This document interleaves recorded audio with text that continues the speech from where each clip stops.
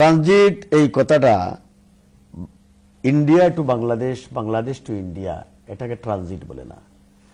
ট্রানজিটের যে ঐতিহাসিক ফর্মুলা, যে দলিল, সেটা শুধু টার্কি থেকে শুরু করে turkey, Iran, Afghanistan, Pakistan, India, Bangladesh, Myanmar, চীন, ভুটান, নেপাল, এই সমস্ত রাষ্ট্রের মধ্যে এটি রোড কমিউনিকেশনের যে ব্যবস্থা, যে চিন্তাধারা, যে চিন্তা চেতনা ছিল, যে আন্তর্জাতিক একটি চুক্তি ছিল বা প্রস্তাব ছিল, সেটা হলো ট্রানজিট।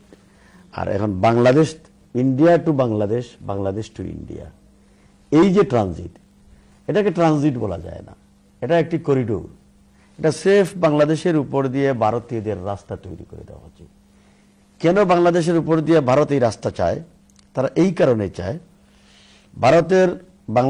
ভারতের যে এই যে 7টি রাজ্য, 7 সিস্টার, এটা হলো আসাম, ত্রিপুরা, মেঘালয়, অরুণাচল, মিজোরাম, নাগাল্যান্ড, এই যে 7টি অঙ্গরাজ্য, এই 7টি অঙ্গরাজ্য ভারত নামক রাষ্ট্র সৃষ্টির পর থেকেই তাদের স্বাধীনতার জন্য তারা লড়াই করে যাচ্ছে, সংগ্রাম করে যাচ্ছে, আন্দোলন করে যাচ্ছে।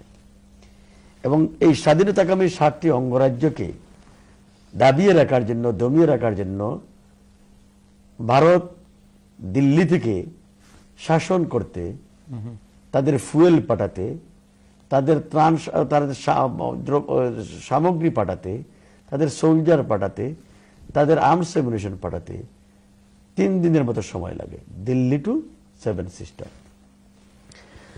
আর যদি ভারতের বেনাপুল বর্ডার দিয়ে বাংলাদেশ হয়ে, ঢাকা হয়ে, আগরতলা হয়ে ত্রিপুরায় ঢুকে যায়, অথবা সিলেট হয়ে আসাম ঢুকে যায়, তাহলে তাদের 10 ঘন্টার মধ্যেই পশ্চিমবঙ্গ থেকে এখানে চলে আসতে পারে। এই কারণেই তাদের ট্রানজিটের প্রয়োজন, তাদের রাস্তার প্রয়োজন, করিডোরের প্রয়োজন। প্রথমত করিডোরের প্রয়োজন, যে তাদের এই 7 সিস্টার, স্বাধীনতাকামী এই 7 সিস্টারকে দাবিয়ে রাখা। দ্বিতীয়ত হলো যে বাংলাদেশের উপর দিয়ে যদি এই রাস্তাটা তৈরি হয়ে যায়, তাহলে পার্মানেন্টলি, চিরস্থায়ীভাবে বাংলাদেশ তাদের দাসত্বের শৃঙ্খলে বন্দী হয়ে গেল এবং বাংলাদেশটা একটা অকার্যকর রাষ্ট্র, একটি সিকিমের মতো, ভুটানের মতো একটি রাষ্ট্রে রূপান্তরিত হলো। তো আর এখানে বাংলাদেশ নামক এই রাষ্ট্র, এটি মুসলিম সংখ্যাগরিষ্ঠ রাষ্ট্র, একটি আজ্ঞাবহ রাষ্ট্রে রূপান্তরিত হয়ে গেল। এর পরবর্তীতে আমি যে কথাগুলো বলবো, যে বাংলাদেশের সাথে ভারতের ট্রানজিট চুক্তি হচ্ছে, সরকার বলছে ট্রানজিট, প্রধানমন্ত্রী শেখ হাসিনা বলছেন ট্রানজিট, তার মন্ত্রীরা বলছেন ট্রানজিট, আর জনগণ বলছে, বুদ্ধিজীবীরা বলছে, অপোজিশন বলছে যে ট্রানজিট না, এটা করিডোর, এটা রাস্তা। আপনারা কোনো আন্দোলন গড়ে তুলছেন না ট্রানজিটের ব্যাপারে? আপনারা সরকারের কাছে আমি বলে নেই এই ট্রানজিটের উপকারিতা অপকারিতা বলে নেই। তারা যখন গোপন চুক্তি করে আসলেন, যখন সাংবাদিকরা শেখ হাসিনাকে বিমানবন্দরের প্রশ্ন তিনি কোনো উত্তর দেন নাই এবং এটার ব্যাপারে তিনি জনগণের কাছে তুলে ধরেন নাই। আপনাদের বিরোধী দলীয় নেত্রী কি পার্লামেন্টে জিজ্ঞাসা করেছেন যে মাননীয় প্রধানমন্ত্রী আপনি যে চুক্তি করে আসলেন সেই চুক্তিটা কি? আমি আপনাকে আমার কথাগুলো বলে নেই, এরপরে আপনি আমাদের নেত্রীকে এক্সকিউজ করেন। এই ব্যাপারে কোনো পাবলিকলি জনগণকে, দেশের জনগণকে জানতে দেওয়া হয় নাই। এখন আমরা দেখতেছি যে ট্রানজিট হচ্ছে এবং এই ট্রানজিটের নামে যে করিডোর দেওয়া হচ্ছে, যে রাস্তাটি তৈরি করে দেওয়া হচ্ছে, এই রাস্তা তৈরি করার সামর্থ্য বাংলাদেশের নাই। এর জন্য 7,500 কোটি টাকা বাংলাদেশকে ভারতের একটি প্রাইভেট ব্যাংক থেকে চড়া সুদে ঋণ আনতে হচ্ছে এবং এই ঋণের টাকা দিয়ে রাস্তা তৈরি করা হচ্ছে, বাংলাদেশ তৈরি করে দিবে।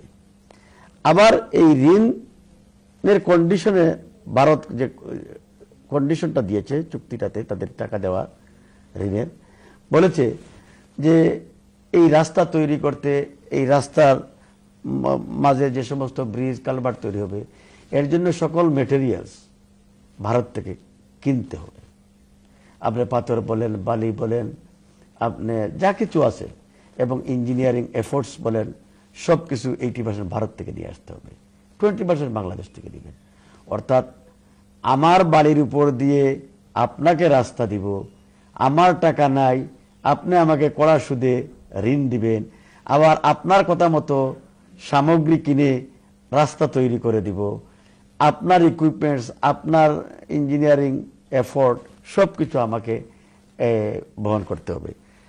কতটুকু দুঃখজনক এবং বেদনাজনক, কতটুকু একটি নতজানু পররাষ্ট্র নীতি হতে পারে বা ট্রিটি হতে পারে, চুক্তি হতে পারে, যে এখানে ভারতের, আমার নামটা ঠিক খেয়াল নাই, ভারতের একজন সাবেক হাই কমিশনার যিনি বাংলাদেশ চাকরি করতেন, তিনি আমি একটা পত্রিকা দেখেছিলাম, তার নামটা খেলে, তিনি বলেছিলেন যে বাংলাদেশ যে ভারতকে ট্রানজিট দিচ্ছে, যে রাস্তা দিচ্ছে, এটাই না কত, এই রাস্তার জন্য যা যা করা প্রয়োজন, যে সমস্ত টাকা পয়সা অর্থনৈতিক ইনভলভমেন্ট প্রয়োজন, এগুলো ইন্ডিয়ার করা উচিত, এগুলো বাংলাদেশ দিবে কেন? এখন বাংলাদেশের উপর দিয়ে রাস্তাও, আবার টাকাও তাদের কাছ থেকে কড়া সুদে, আবার তাদের সমস্ত গুডস আমাদেরকে ক্রয় করতে হবে। তো কত বড় দাসত্বের শৃঙ্খলে বন্দী করা হচ্ছে। তো এই যে